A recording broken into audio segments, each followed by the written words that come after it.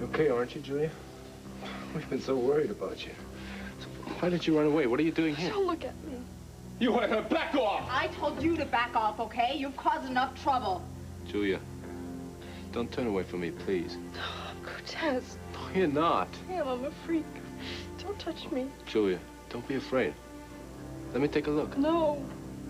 Julia, look at me.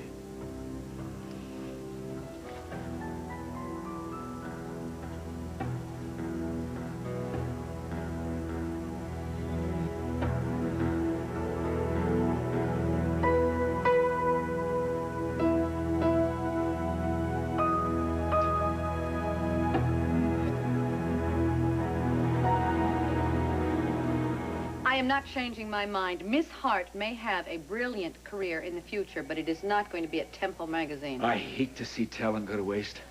Fine. Then why don't you hire her as your personal assistant at Chandler Enterprises? You've always had miserable luck keeping that position filled. And unlike Alec, I don't think Kendall will interfere with your love life, if there is such a beast. Ooh, meow, meow, meow. I mean, the two of you have so much in common. I hope you make each other miserable. And now, if you'll excuse me. Report to Ms. English at 10 o'clock in the morning. Like hell she will. All right. Make it 9 o'clock. I will fire her the minute she walks through that door. And I'd hire her right back. You can't do that. I can't, what? I can't pull rank? Have you read your contract? Clause A, paragraph B? The publisher shall have the right to hire and fire at will. You wouldn't hire her against my wishes. It's a done deal, Brooke.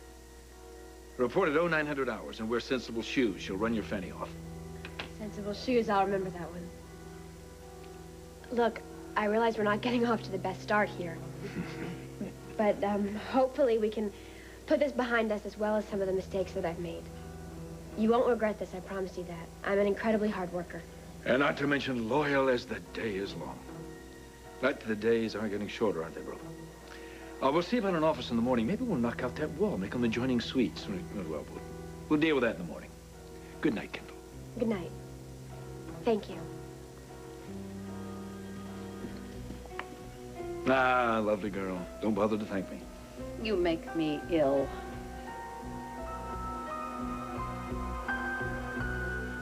We were just discussing the new house rules. Well, Mrs. Trevor Dillon to be. Whatever you say goes. Trevor, you take my breath away. There's plenty more where that came from. Plenty more, babe. If you'll excuse me, I have to rinse out a few things. Yeah, well, why don't you just start with your mouth, huh? Because from now on, I don't want to hear another word against Jane here. This woman has cured what ails me ever since Nat died. Now, you got a choice, Wilma. You either give us your blessing or say sayonara. It's up to you. No hard feelings? No hard feelings.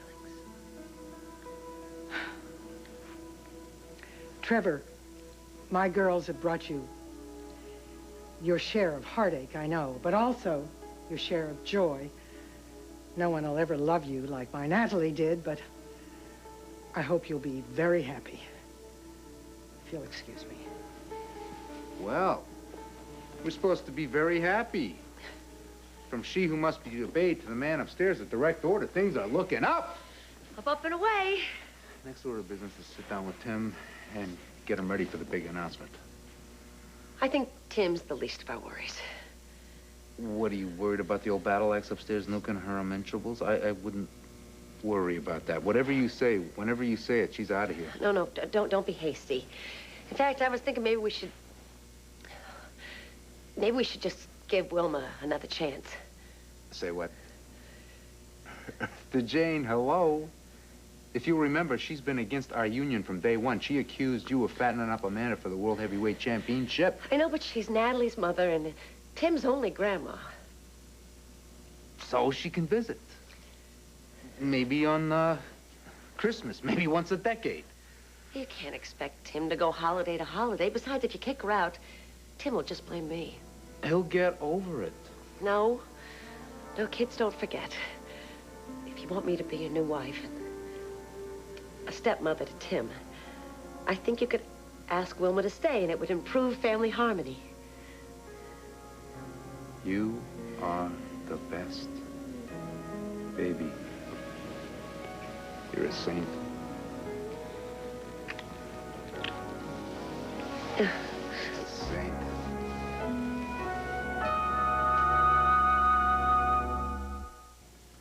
It was bad enough when you bought this magazine.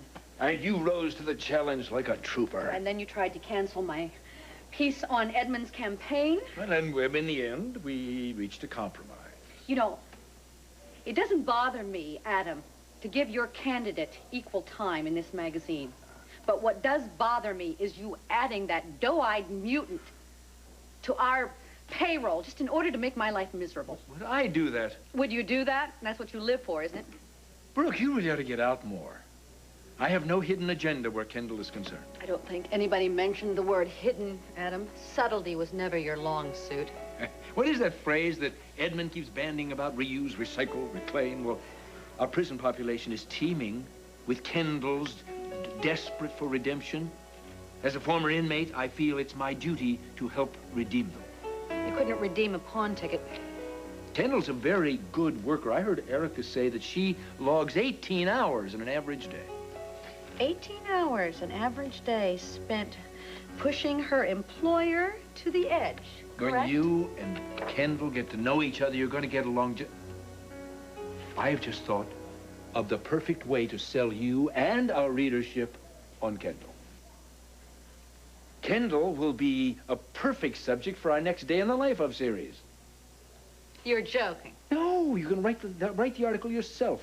Vintage Brooke English.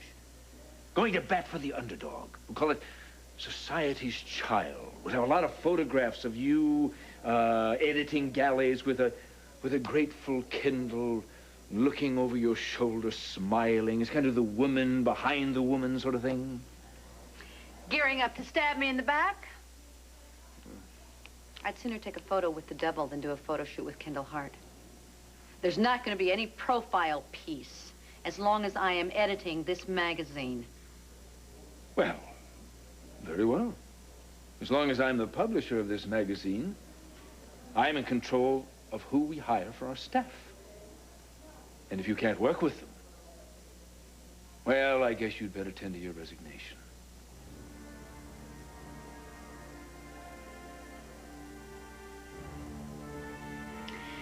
Dear Adam, hire whoever you like.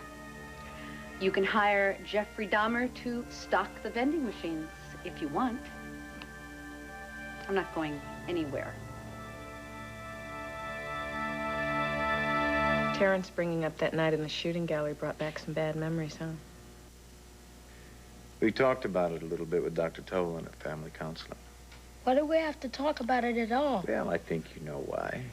Sometimes when bad things happen, when they don't just go away because we want them to, we have to deal with their feelings as they come up, even when it hurts sometimes. Yeah, I guess. Terrence didn't bring it up to make you feel bad. He's just very worried about Julia. I'm worried about Terrence. Why? That guy that Julia was with. She seemed real scared of him. He's really tough. I done told you to leave her alone! I told you to stay back! The party's over, Noah. You just been busted.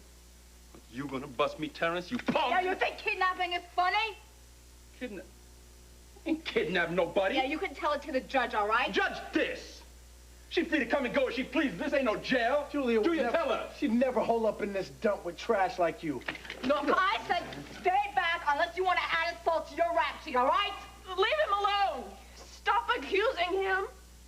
He didn't kidnap me. Noah took care of me. He brought me here so I could be safe. He made me get better. I wanted to die, and I would have. Noah took me to see a doctor. He was the only one who really even cared about me. He was there day and night. He never wanted anything from me. He was all I had. He never hurt me. He never wanted anything from me. Enough talking! I got you.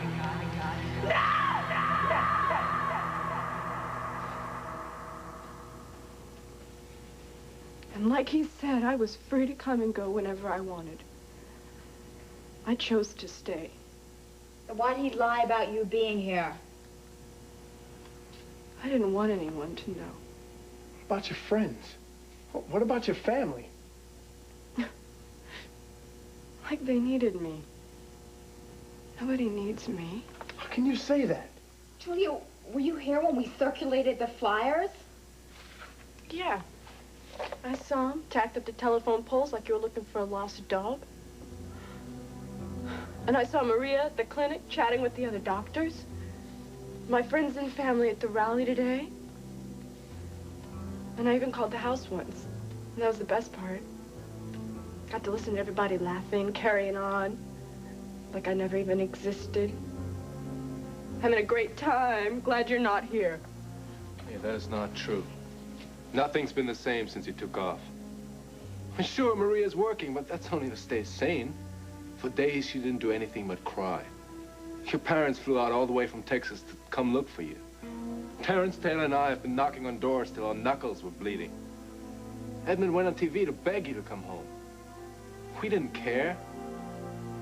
You are so wrong. Julia. Julia. You don't belong here.